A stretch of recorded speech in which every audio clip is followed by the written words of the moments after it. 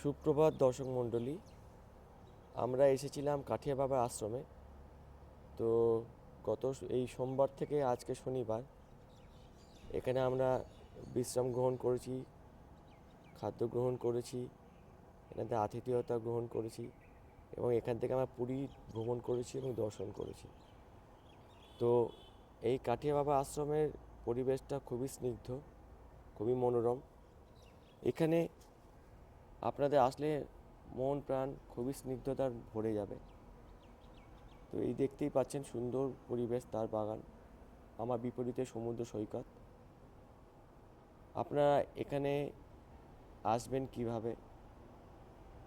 কিভাবে যোগাযোগ করবেন, কি বৃত্তান্ত এই আশ্রমে, সমস্ত কিছু আপনারা জানতে পারবেন। তো আমি এখানে আপনাদের এমন এক ব্যক্তির সাথে পরিচয় করাবো যিনি আশ্রমের পুঙ্খানুপুঙ্খ আপনাকে বিবরণ দিতে পারবেন, আপনাদের তথ্য দিয়ে আপনাদের জ্ঞানার্থ করতে পারবেন।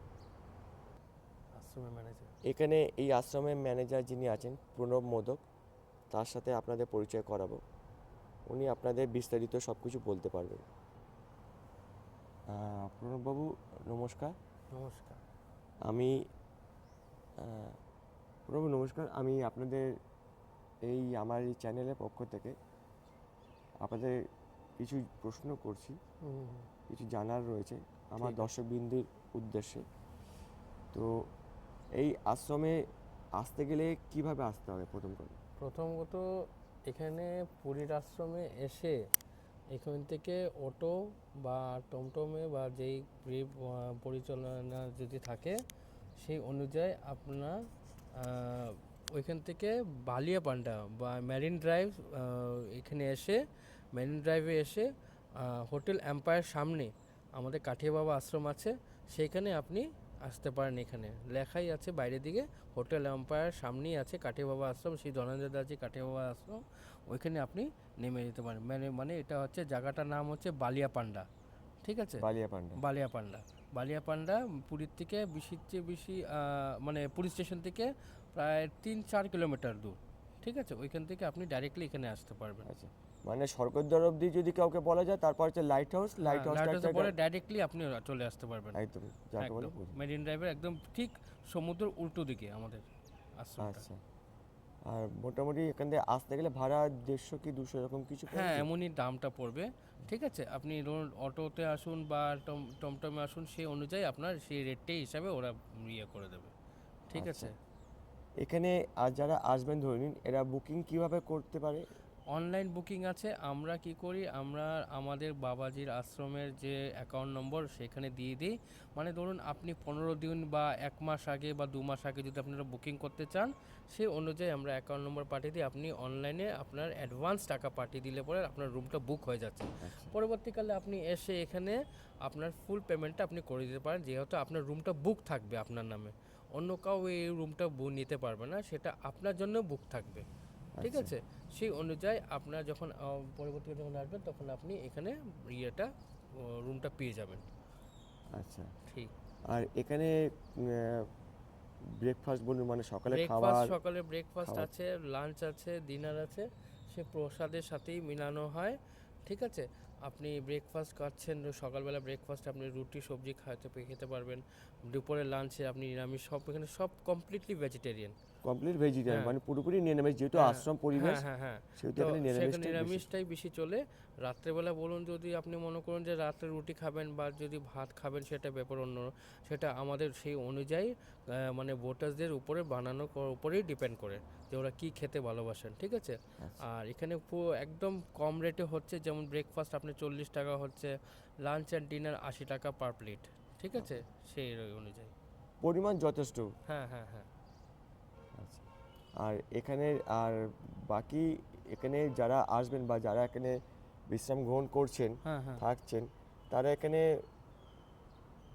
উপরি বলতে গেলে মানে তারা এখানে কতটা তাদের ভালো লাগার বিশেষ কারণ আরও কি থাকতে মেন পারে? ব্যাপারটা হচ্ছে এখানে আসার, এখানে দেখুন একটা জিনিস হচ্ছে, সবাই চায় একটা পিসফুল জায়গা থাকতে, বা একটা সবাই চায় যেন একটা অন্য মানে একটা ঠান্ডা বিশেষ জায়গা মানে টুরিস্ট স্পটে হিসাবে দেখা সবে প্রয়োজন। এবার বলুন তো সবচেয়ে মানুষ চায় কি না আমি কম রেটে থেকে যেন একটা সুন্দর একটা আরাম ব্যবস্থা পাই। তো আশ্রমের মতন আমাদের আশ্রমের মতো পিসফুল জায়গা কোনো জায়গায় পাবেন না, কারণ এত কম রেটের মধ্যে যে একটা রুম হচ্ছে 600 টাকা ভাড়া। ঠিক আছে, 600 টাকার মধ্যে ভাড়া আপনি কোনো জায়গায় পাবেন না, এত কম রেটের মধ্যে আপনি হ্যাঁ। একদম সব কিছু পেয়ে যাচ্ছেন। সেই অনুযায়ী আপনি এখানে মানুষ থাকলে অনেকটা স্যাটিসফ্যাকশন পাবেন। মেন হচ্ছে যেরকম করে আমরা যেরকমভাবে একজন ভোটারদের কেমন স্যাটিসফ্যাকশন দিতে পারি সেটা হচ্ছে মেন ব্যাপার, সেই অনুযায়ী আমরা প্রোভাইড করি। ঠিক। আচ্ছা, তো আপনারা শুনলেন কিভাবে এখানে আসতে হবে, এখানে কি সুযোগ সুবিধা আছে, কিভাবে বুকিং করতে হবে। আমি আমার স্ক্রিনে নাম্বার দিয়ে দেবো, আর আমার ডিটেলসে ডেসক্রিপশনেও থাকবে, আপনারা ডেসক্রিপশনে দেখে নিতে পারেন, বা যদি কোনো অসুবিধা হয় আমার ভিডিওর মাধ্যমে বুঝতে আমাকে কমেন্ট করবেন, আমি আপনাদের জানিয়ে দেব। আপনারা আসুন, পুরী ভ্রমণ করলে বিশেষ করে এখানে যদি আসেন, একটু সামান্য হয়তো আপনার স্বর্গদ্বার থেকে 1.5 কিলোমিটার মতো দূর হবে না, হ্যাঁ হ্যাঁ 1-1.5 কিলোমিটার দূর হবে। তবে আপনার এখান থেকে স্বর্গদ্বার যদি হেঁটেও যান, মার্কেট প্লেস এখান থেকে 1 কিলোমিটার দূরে আছে, কিন্তু আপনার আশপাশে সি বিচের ধারে খাবারের স্টল কিছু কেনাকাটার জন্য আছে। স্বর্গদ্বারে একটু ভিড়টা বেশি, ওখানে দোকানপাটও বেশি, মার্কেট এরিয়া যেহেতু। তবে আপনাদেরকে এখান থেকে হেঁটে যেতেও সি বিচ ধার ধরে কোনো অসুবিধা হবে না, খুবই ভালো লাগবে, খুবই মনোরম পরিবেশ লাগবে, মনেই হবে না যে আপনি কতটা হেঁটে গেছেন, কতটা হেঁটে আসছেন। এবং এখানে ম্যানেজার বাবু খুবই হেল্পফুল, খুবই আমাদের সুবিধা অসুবিধাটা দেখেছেন, ওনার ব্যবহার অত্যন্ত অমায়িক, নমনীয়।